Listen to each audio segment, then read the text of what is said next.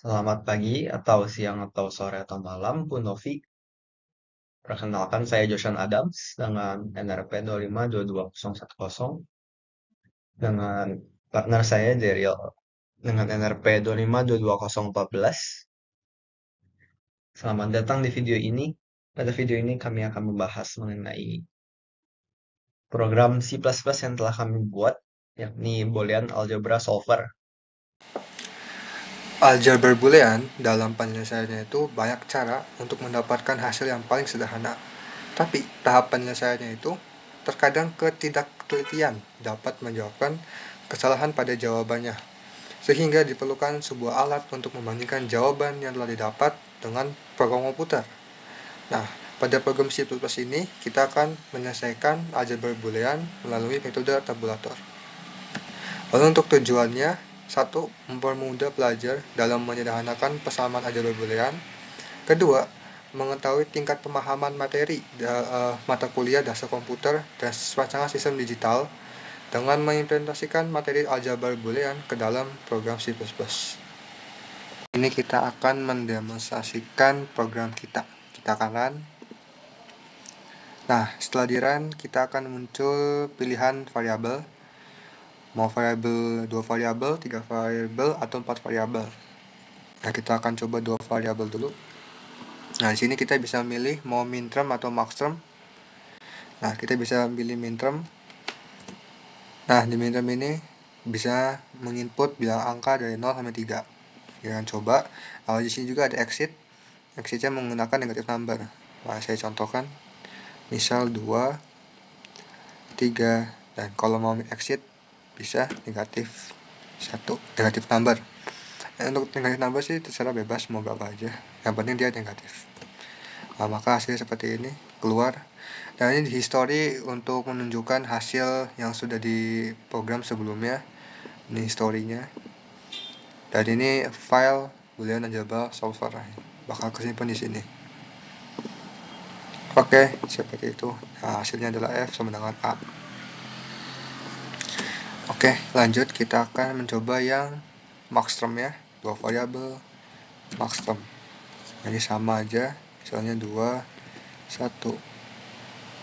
Terus mau keluar misalnya pakai negatif 2. Nah, hasilnya seperti ini. Bakal keluar juga di sini. Historinya tetap nambah. Nah, kalau ini juga sama, tetap berubah di file Boolean Algebra Solver-nya. Nah, ini history seperti itu. Nah, ini untuk ininya solvernya. Sudah. Nah, kita akan lanjut ke 3 variabel. Sama saja seperti 2 variabel, cuma bedanya kita akan coba minterm dia dari 0 sampai 7. Jadi coba 3, 2, 5. Nah, mau keluar negatif 2. Nah, lihat di historinya juga ada, di Boolean Algebra juga software juga ada. Oke. Nah, kita akan coba di maxterm ya. Sama 3, 5, 4. Lalu coba. Nah, dia juga bakal berubah di sininya. Ini juga historinya bakal menunjukkan problem tadi. Nah, sekarang kita akan coba 4 variabel minterm. Nah, ini jadinya 0 sampai 15. Coba.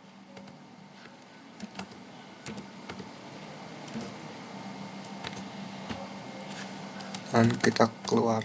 Nah, hasilnya ada di history dan di Boolean Algebra Solver. Ini history. Nah, sama. Oke, kita akan coba 4 variabel. Bentar.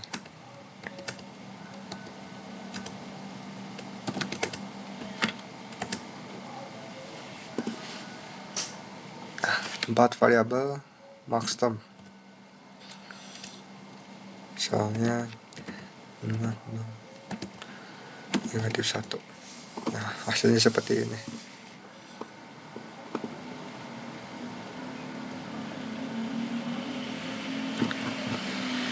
Ini juga bakal muncul.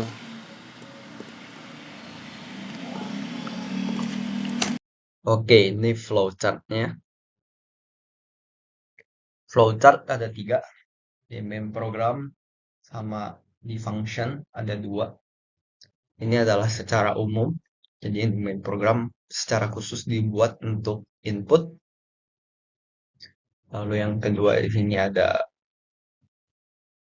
tabulator. Tabulator ini adalah prosesnya. Dan yang ketiga, output adalah output ya. Jadi dari ketiga ini termasuk input, proses, lalu output. Gitu. Oke, ini deklarasi library dan function dan global variable. Di awal itu perlu deklarasi agar ke bawahnya saat kita coding, program bisa dijalankan dengan lancar. Di sini ada functionnya, ada global variable. Kami menggunakan kebanyakan global variable agar tidak sulit untuk memikirkan lagi.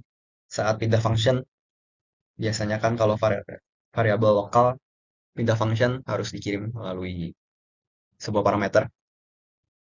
Saya rasa akan menjadi sangat panjang untuk suatu project seperti ini. Karena itu, untuk mempermudah, kebanyakan variabel dibuat menjadi global. Implementasi program. Jadi, kita akan bahas sedikit-sedikit ya dari flowchart. Di sini main program. Jadi, bagian main program kan tentang input ya. Kita mulai dari start. Dari start, menampilkan agar pengguna tahu ini aljabar boolean solver begitu ya. Aljabar boolean solver. Terus ditanya berapa jumlah variabel yang akan digunakan. Untuk ini kami menggunakan loop pakai while true akan bertanya berapa variabel yang digunakan. Untuk program ini dibuat untuk 2 hingga 4 variabel, sehingga bila input dari variabel bukan 2 atau 3 atau 4, ini akan masuk ke false, sehingga disebutkan tidak dapat menyelesaikan untuk variabel yang bukan 2 atau 3 atau 4, lalu akan mengulang program sehingga bertanya lagi berapa variabel yang akan kita gunakan. Gitu. Bila sudah benar, maka programnya langsung keluar dari loop break sehingga lanjut ke sini. Oke, sebelum lanjut kita akan jelaskan bahwa nvar itu sebutan untuk jumlah term. Kalau misalkan 2 variabel jumlah termnya adalah 2 pangkat 2, jadi 4. Untuk 3 variabel jumlah termnya adalah 2 pangkat 3. Untuk 4 jumlah termnya adalah 2 pangkat 4. Begitu. Untuk rumus ini, POW dalam kurung 2, var, diperlukan library math.h. Di sini ditanyakan jenis input, minterm atau maxterm. Pilihannya adalah 1 atau 2. Konsepnya adalah sama dengan seperti yang sebelumnya. Dengan kondisi while, bertanya input type. Bila betul, maka langsung keluar dari loop. Bila salah, dia akan bertanya lagi. Secara umum adalah seperti itu. Di sini ada kondisi untuk mengubah jenis input. Karena kita jenis inputnya hanya 2, maka kita dapat menggunakan kondisi if 1 saja. Kalau input type-nya 1, kita berarti akan mengeluarkan ini. Min term. Kalau input type-nya 2, berarti kan false. Dia akan bertanya untuk memasukkan nilai max term-nya. Untuk ini kami menggunakan fungsi yang sama. Ya, bisa dibaca di sini fungsi yang dipanggil namanya adalah function minterm dengan parameter yang berbeda.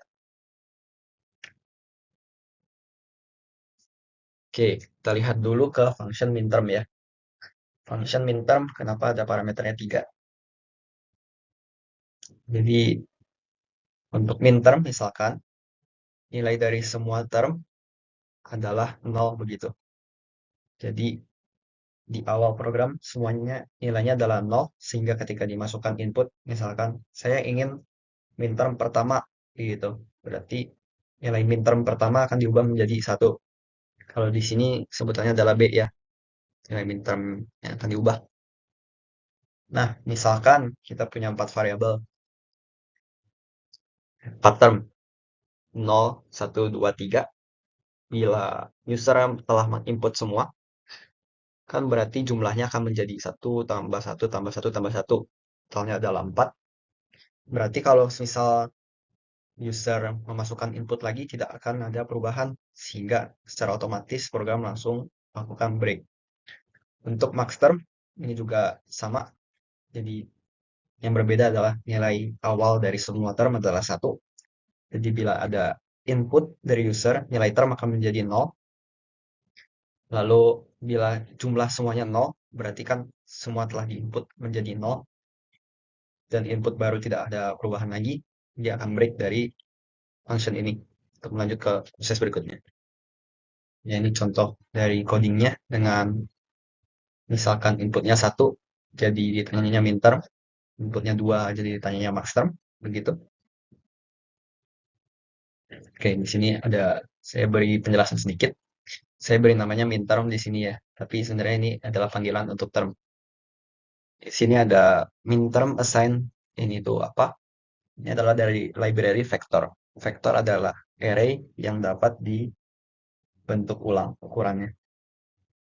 Begitu ya. Jadi kalau untuk vektor variable, kita punya ukuran vektor dan predefined value-nya.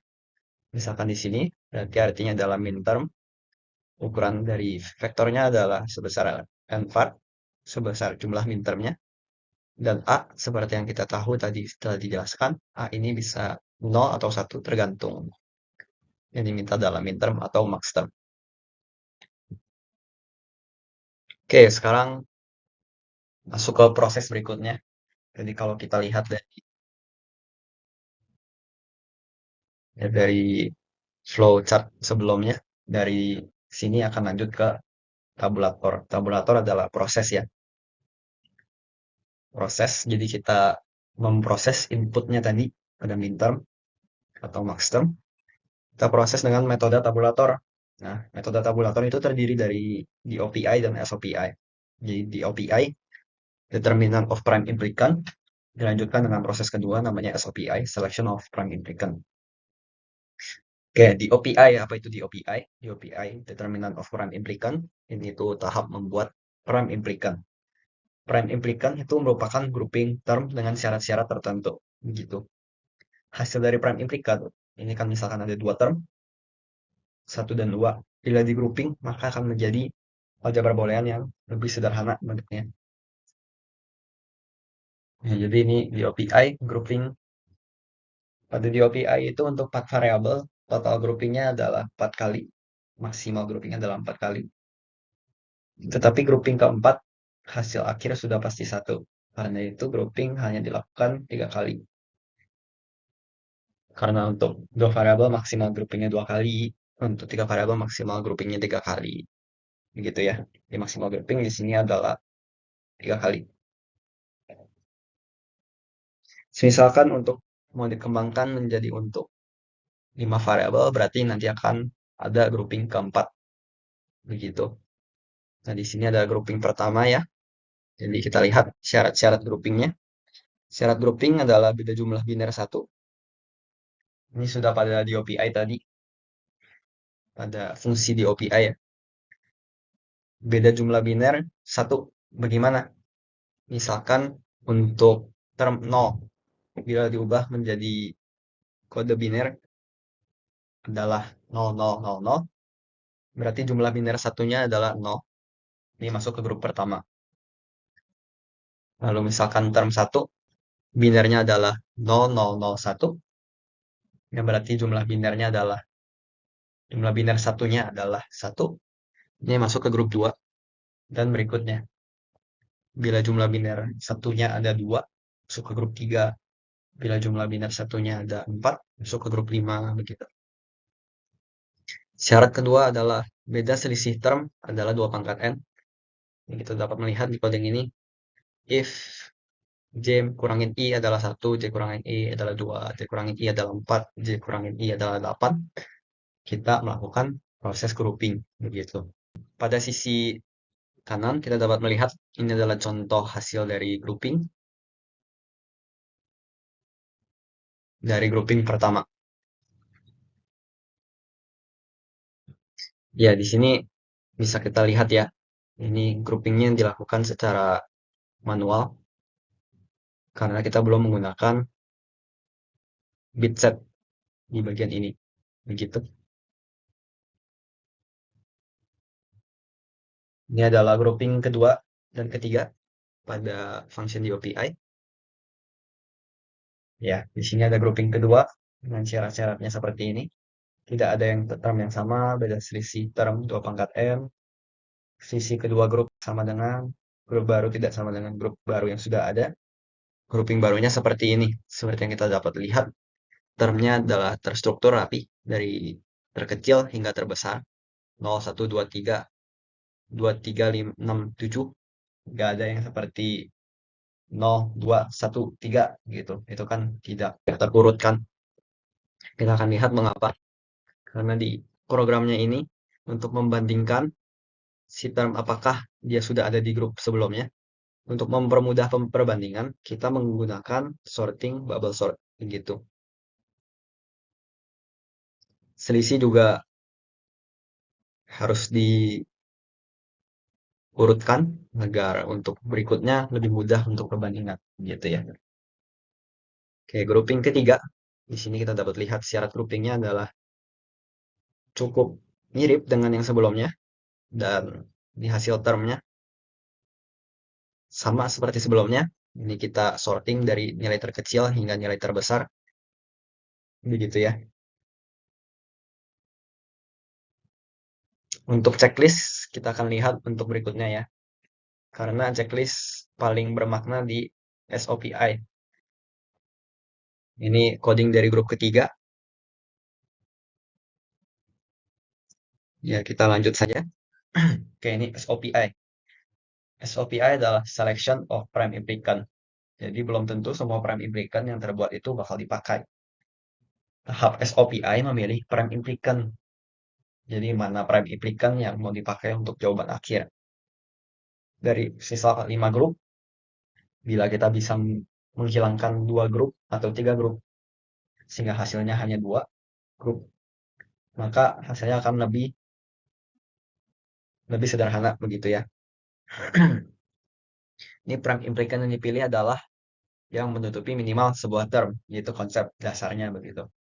Oke, di program SOPI ini, function SOPI ini, pertama kita perlu membuat ini ya, sebuah variabel namanya covered.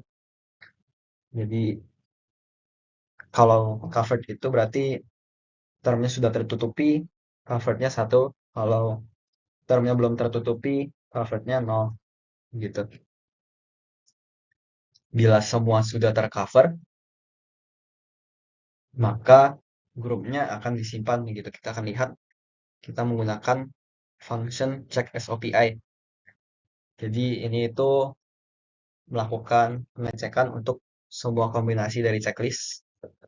Misalkan ada grup beberapa yang tidak di checklist, maka dari grup yang tidak di checklist itu diperiksa yang mana saja yang dapat digunakan untuk kombinasi yang benar. Nah, syarat dari kombinasi yang benar adalah harus menutup semua term. Gitu. Jadi kalau di sini kita dapat lihat kalau semua term sudah tercover, dia akan menyimpan grupnya lalu lanjut mencari ke kombinasi berikutnya begitu ya. Nah, kombinasi yang dipilih harus kombinasi grup yang paling sedikit. Jadi kalau sudah mendapatkan semuanya tercover, kita harus ada kondisi satu lagi. Kalau si grup yang barunya lebih besar dibandingkan grup yang sekarang, itu tuh tidak disimpan begitu. Terus kalau misalkan grup size-nya lebih kecil, kita simpan ke grup SOPI. Ini itu adalah hasilnya ya, gitu. Memasuki bagian terakhir, output. Di sini kita ada 3 bagian. Yang pertama adalah tabel tabulatornya, yang kedua menunjukkan key map-nya, dan yang ketiga adalah hasil dari aljabar booleannya. Gitu. Di sini ada aljabar boolean to file, terus baru dari file print out ke compiler dan history. Gitu ya. Oke, ini tabel tabulator. Jadi di sini kita print out semua grouping yang telah dibuat dari term pertama.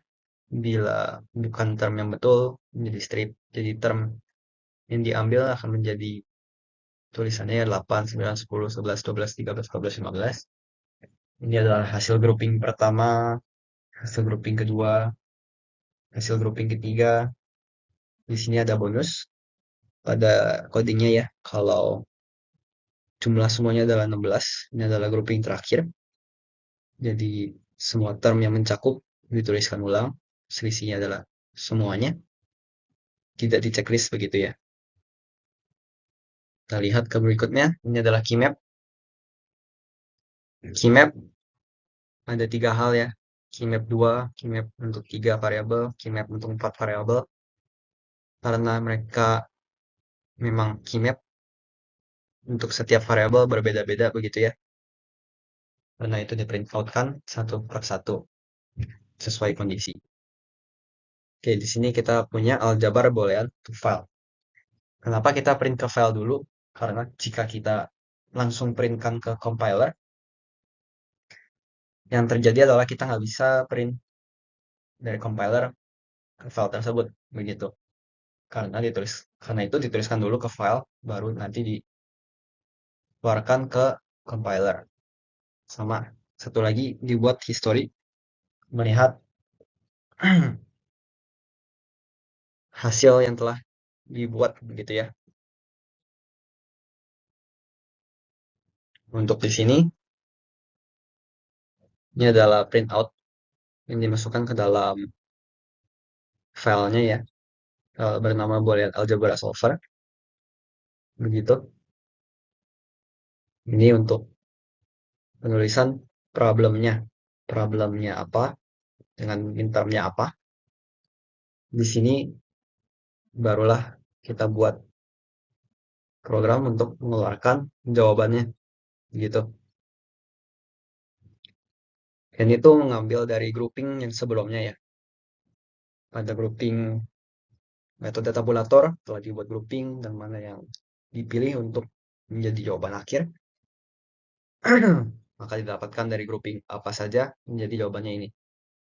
Oke, kita akan melihat misalkan dari masalah yang ini di sebelah kanan ini, sebelah kiri ini. Kenapa dia bisa mengoutput A aksen D begitu ya. Oke, pertama program akan memeriksa dari banyaknya grup, mana grup yang tidak di checklist. Kebetulan di screenshot ini grup ini saja yang tidak di checklist begitu ya. Maka dari grup ini kita akan periksa untuk A, lalu B, lalu C, dan seterusnya. Sekarang kita akan khusus melihat untuk yang A, gitu ya. Kita periksa untuk A, kalau selisihnya 8, maka A tidak di print. Jadi kalau tidak ada selisih 8, seperti yang kita lihat di sini selisihnya adalah 2 atau 4, maka A di print, gitu ya. Nah, sekarang di sini kan A aksen, bukan A. Karena itu kita perlu periksa biner dari term pertama. Term pertama di grup ini adalah 1. Kita periksa binernya. Biner dari ini adalah 0001 begitu. Term pertamanya adalah 0 begitu. Kita uji bila binernya 0 yang adalah iya pada kasus ini, maka dia akan mengeluarkan A aksen. Kalau binernya 1, maka printoutnya A. Yang kasus ini adalah A aksen gitu ya. Lalu dilanjutkan untuk yang B, jika tidak ada selisih 4, maka B di print. Di sini ada selisih 4, karena itu B tidak di print. Lanjut lagi untuk C. Untuk C, bila tidak ada selisih 2. Di sini ada selisih 2, karena itu C tidak di print. Lalu untuk D, kita periksa selisihnya 1.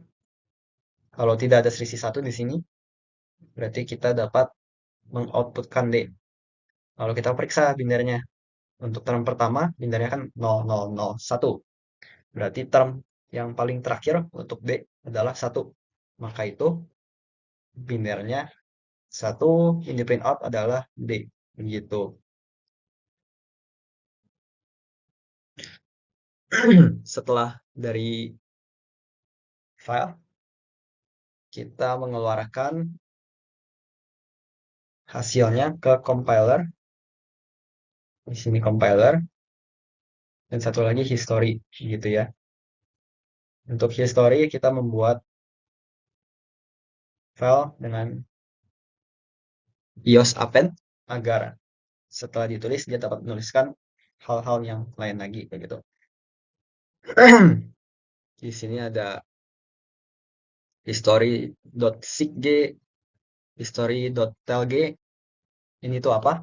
Jadi pertama seekg itu memindahkan read position ke terakhir. Nah, bila file masih kosong, kita menuliskan tulisan yang ini. Di atas ini adalah history. Begitu ya. Apa arti dari telg? Telg itu adalah memberitahu posisi dari kursornya. Kalau posisinya 0, berarti kursornya di sini. Dia akan menulis history. Misalkan file sudah ditulis, maka ketika kita menggunakan ini, seekg, dia akan kursornya misalkan di sini, atau di sini. Maka posisinya bukan 0. Karena itu untuk problem berikutnya tidak akan memprint out tulisan history lagi, begitu ya. Nah, untuk dari file algebra Boolean solver, kita hanya menggunakan dari baris ketiga hingga baris terakhirnya, sehingga di sini kita ada tulisan int line sama dengan 0. Kalau line-nya lebih besar sama dengan 3, kita baru mengeluarkan outputnya, gitu. Nah, setelah ini programnya kembali ke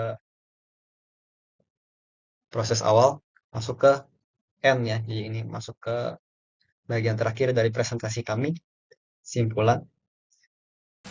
Oke, jadi untuk kesimpulan dari program C++ ini itu program ini tuh masih bisa dikembangkan lagi dari segi efisiensinya. Bisa juga dikembangkan lagi untuk permasalahan algebra booleannya agar bisa lebih dari 4 variabel, bisa variasi input, don't care condition, dan lain-lain. Tapi saat ini programnya sudah bekerja dengan baik sesuai yang diperlukan. Program C++ ini juga telah mengimplementasikan materi dasar komputer melalui condition, looping, array, sorting, function, structure, dan lain-lain. Berikut referensi yang kami gunakan untuk mengerjakan proyek Daskom ini. Dari Mitri School, Jigs for Jigs, lalu sebuah buku, Digital Design, dan diktat kuliah dasar komputer dan pemrograman. Sekian kami ucapkan terima kasih telah mendengarkan presentasi kami.